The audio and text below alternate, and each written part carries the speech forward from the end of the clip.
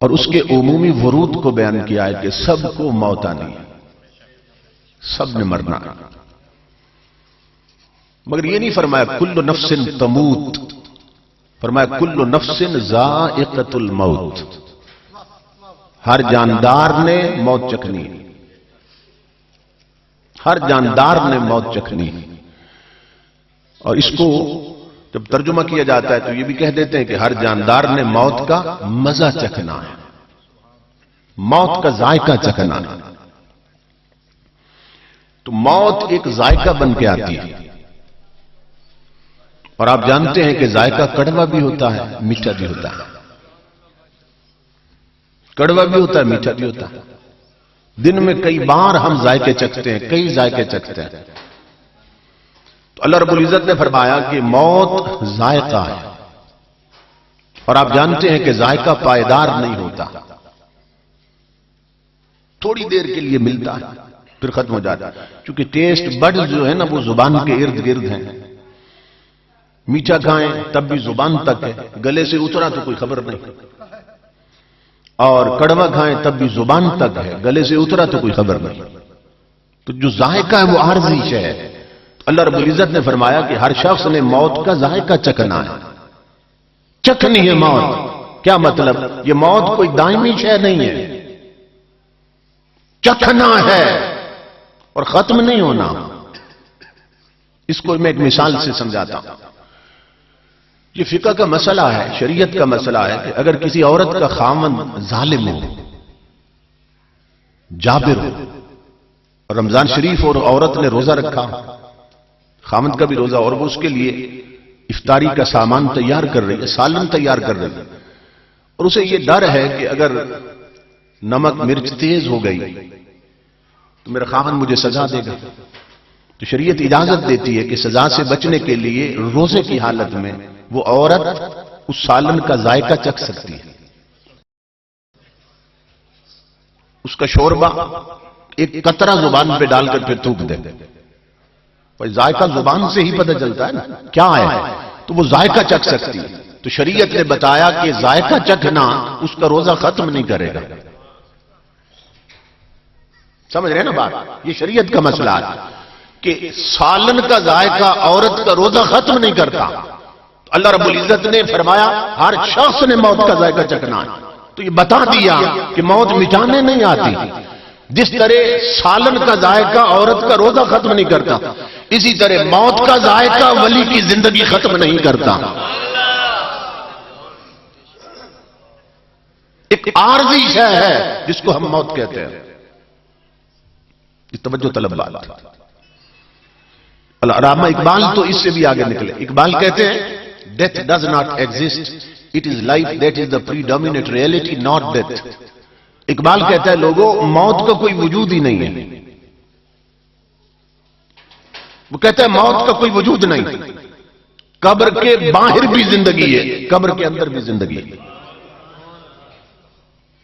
یہ صرف ایک دروازہ ہے جس سے گزر کر یار نے یار سے ملنا ہے۔ حضرت عمر بن عبدالعزیز فرماتے انما خلقتم للابد وتنقلون من دار الى دار، کہا لوگوں تمہیں ہمیشہ کے لیے پیدا کیا گیا،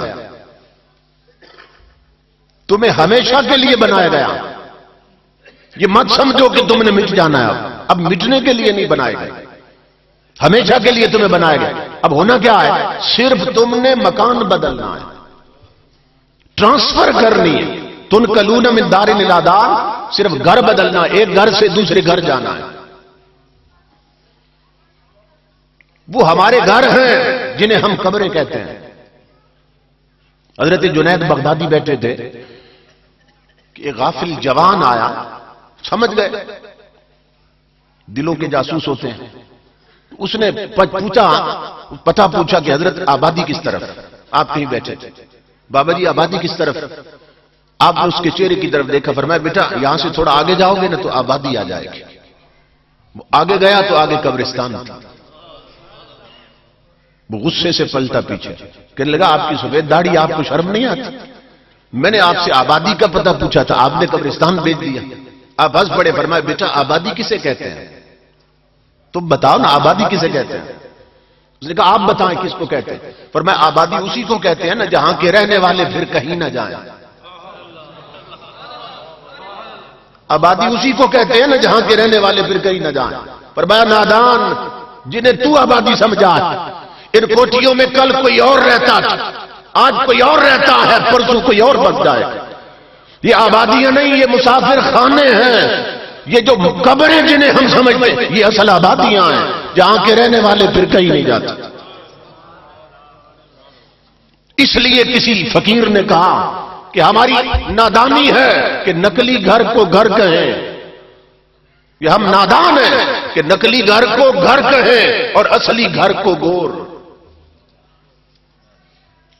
ہم جو اصلی گھر ہے اسے گور کہتے ہیں. نقلی گھر کو گھر کہیں اور اصلی گھر کو گور.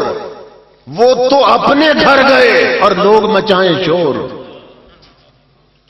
جو گئے وہ اپنے گھر جا رہے ہیں، وہ اصل ٹھکانہ ہے جہاں سے ہم بچ نہیں سکتے، اسی کو ہم بلائے بیٹھے ہیں. آج قبرستان میں کتوں سے شکار کھیلتے ہیں. آج قبرستانوں میں لوگ اپنے جانور چراتے ہیں. اور یہ تمہارے گھر ہیں جنہیں روند رہے ہو، جنہیں خراب کر رہے ہو. ان کی فکر کرو.